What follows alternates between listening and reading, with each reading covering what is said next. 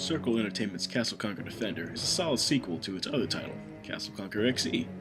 Defender shifts focus away from the broader real-time strategy style of gameplay to a more close-up tower defense game with a few interesting twists and a couple minor missteps.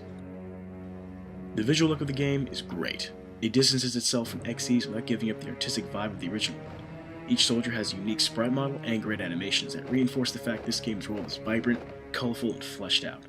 All this held my interest for all 10 of its story chapters, along with its additional modes that are unlocked after the main campaign. The only flaw with the main campaign was the lack of a mission select option, or at least a way to tell how far I'd come and see how much there was left to do.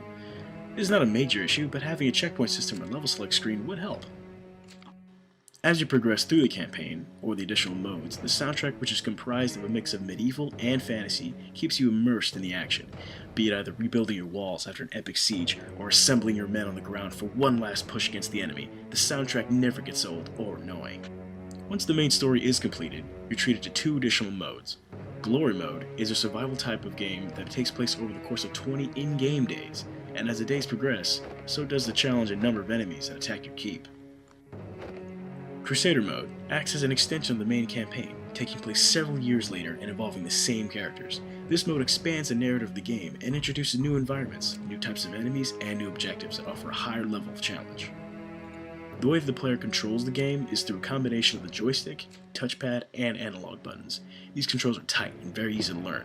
The only real issue is the fact that you can only control one unit at a time. This wouldn't be so bad, but at times the battles can get a bit sparse, and if not well planned, can cover multiple parts of the map.